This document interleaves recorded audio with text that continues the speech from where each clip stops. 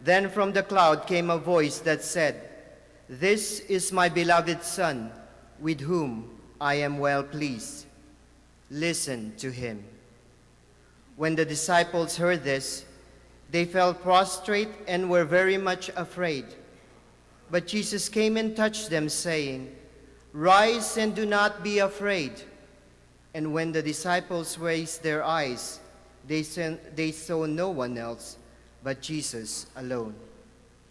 As they were coming down from the mountain, Jesus charged them, "Do not tell the vision to anyone until the Son of Man has been raised from the dead." The Gospel of the Lord. Praise to you, Lord Jesus Christ.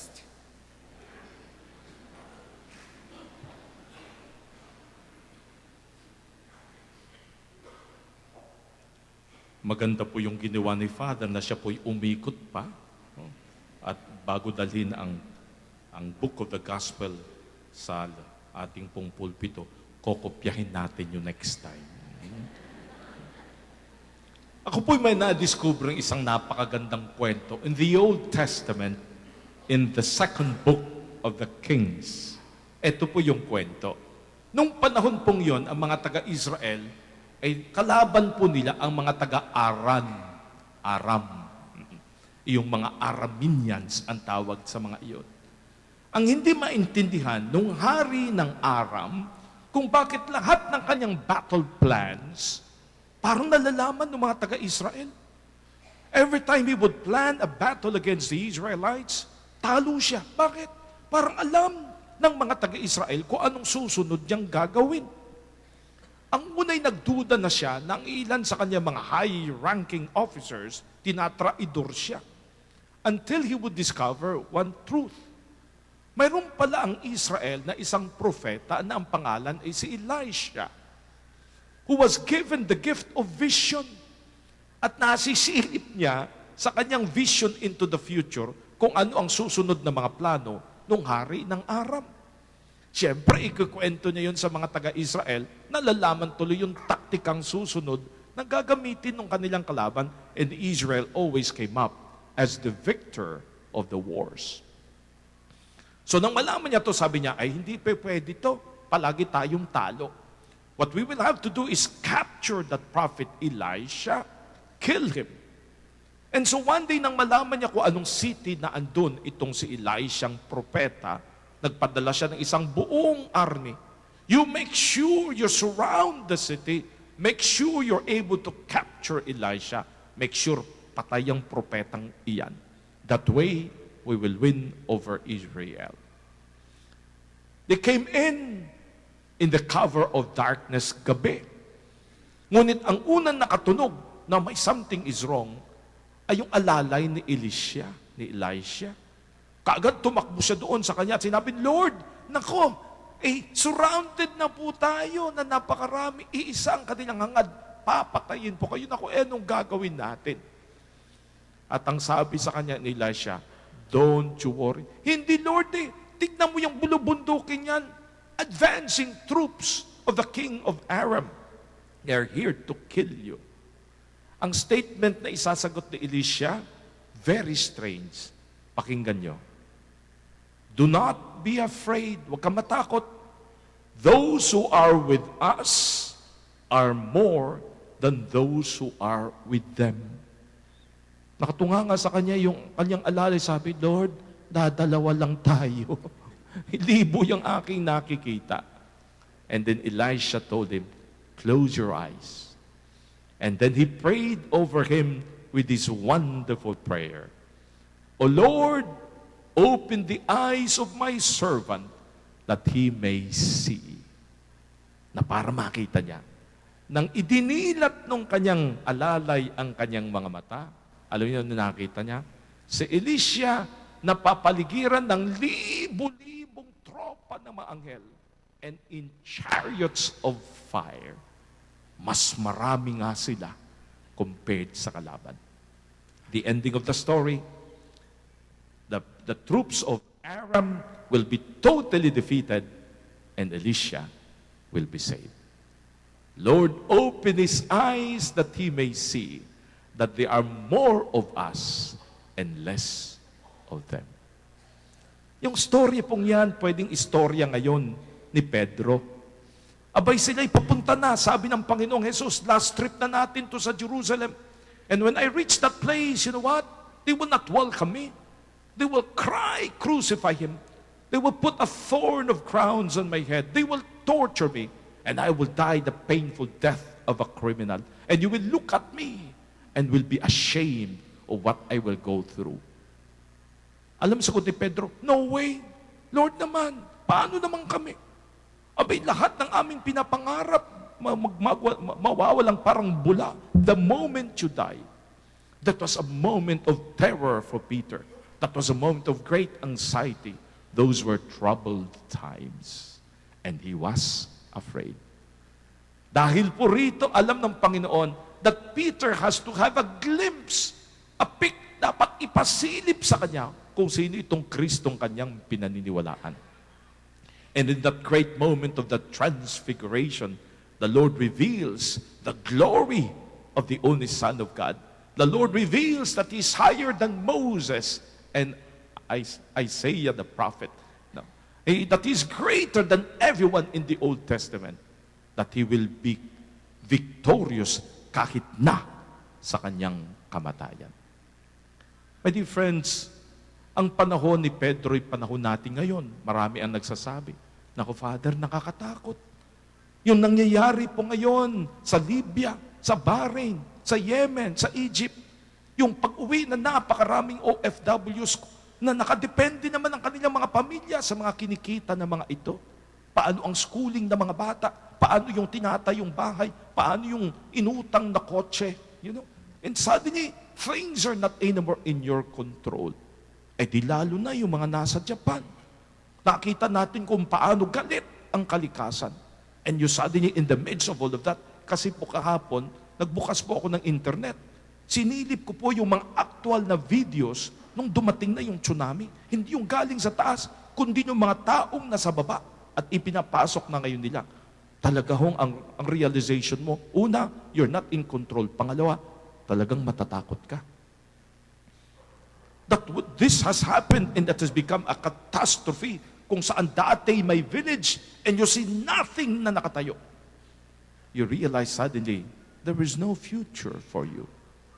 Ang mga madre pong pinagmisaan ko kahapon, graduation ng St. Paul Pasig, nagkikwento yung si Sister Veneranda, Father, sa Senya ba yun? Senya? Sa Senday, binaliktad ng pare. Sa Senday, may 2 bahay at school ang mga madre ng St. Paul. Ang buenas lang nila na naandun sila sa bulubundukin banda. So they saw all of these things happening. You know what is sad? Marami po silang mga batang interns na andun na nakatira, nakadormitoryo. Yung mga batang iyan, wala nang uuwi ang bahay at marami walang uuwi ang pamilya. You know, that's a terrible moment. It's a terrifying moment. A moment when you suddenly realize, may future pa ba kami? You know, my dear friends, as we look at all of these things, you suddenly realize, talagang wala pala sa kamay mo kung anong pwedeng mangyari sa kinabukasan. Katulad niyan, kinikwento nila, na ngayon ang Pilipinas daw is ripe for the big one, for the big earthquake. Pagkarinig ko nga ata, mamaya daw. Pero itong totoo, nag-uusap-usap na ho yung mga geologists, mga scientists, ayon po sa iba, Manila is prepared only for a 7.2 earthquake. Pag yan lumampas at naging 7.1, 0.5, Manila will crumble. You know, we will not be prepared. Although may mga nagsalita sa LRT, hindi. Yung poste ng LRT, that is meant for a 7.5 earthquake. Kaya pag lumindol na, takbuhan lahat tayo sa LRT. Nandun ang kaligtasan natin. You know? Yun ang kanilang kwento. Pero, yung babaeng in-interview, member ng National Defense, ma'am, paano kung talagang nangyari na nagkaroon ng earthquake na 8, intensity 8? Ano ang mangyari? Alam mo, kalma ang pagkasabi niya. Pag ganyan ho, we will apply the principle of yo-yo. Uy, may plano ang gobyerno. Yoyo. Ano ho yung yoyo? Pakinggan nyo. You're on your own. Kanya-kanya na. Bahala na kayo sa sarili nyo. Napaka-prepared natin. You know? You suddenly realize, Diyos ko, wag naman po sana na itong bayang ito'y biglang mawala na lamang. Remember, we are below sea level ang Maynila. Pag ang tsunami humampas sa area ng Navotas, Malabon, Rojas Boulevard, Diyos ko, yung squatters natin diyan, mula sa pier hanggang sa kaduluduluhan ng Malabon, isang katerba. We could not imagine what catastrophe it will be. My dear friends, brothers and sisters, you know, in these moments, we can be very afraid. In these moments, we realize we really would not know what to do. In these moments, suddenly the future may have nothing for us. Alam nyo, ang maganda lang sa mga taga-Japan, ibang klase sila. Paano, Father? Antakin mo to. Hindi na sila sanay sa hirap. Hindi na sila sanay na mawala ng kuryente o masabing walang gasolina o walang sasakyan. Hindi na sila sanay sa sinasabing no running water. Hindi. First world itong bayang ito. And yet when all of these things struck, boy, you see the best in that lahi. Bakit? Walang riot. Walang nag-aagawan sa fila. Walang nagsasabing nagsasaksakan o nang-iisa nung iba. Walang sinasabing nagrereklamo laban sa gobyerno. Walang nagsasabing looting. Mabilib ka. You know one thing we can speak about the Japanese? Ito na, hindi lang yan. Walang nagsasabing ako ho'y biktima at nangolekta ng relief good. Walang mga politikong pumapel at nagbida. Walang mga medyang nag-sensationalized. At walang mga politiko na nagtapal ng kanilang mga muka sa relief good pagkatapos palitan ang lagayan. Mabibilib ka sa kanila. They are such an orderly nation. And you know, yung halos maiyak ako doon sa isang Japanese na pinaalis na yung kanyang asawang Pilipina pati mga anak. At nagbababay siyang nag-iiyak kasi hindi niya naman maiwanan yung kanyang bayan. That sense of patriotism. You know, we have much to imitate from the Japanese people. Pero totoo na dumadating sa buhay natin ang mga tsunaming personal. Mamaya po, alauna, I will celebrate a mass for somebody. A boy of 14 years old, the eldest boy and the only boy nung isang magpamilya, mag-asawang nagtatrabaho sa Senado. Nang una akong pumunta a few days ago, pumunta ako roon. Naku, yung tatay umaakap sa akin, todo iyak. Hindi maintindihan, tinakbo ang anak sa heart center and saw his son dying in front of him. The volleyball player, swimmer, nagigitara, a boy alive at 14 and dead of heart attack at 14. Paano mo matatanggap yung ganong klase? At sa tsunami para sa pamilya. May mga pagkakataon yung inaasam-asam natin. Si Lord parang ayaw ibigay. Para bagang bingi. There will be moments when will seem cruel to us. Na-feature sa television ilang araw lamang tungkol yung sa isang Mang Manuel. Nagpunta sa Supreme Court, nakabisikleta. Bakit?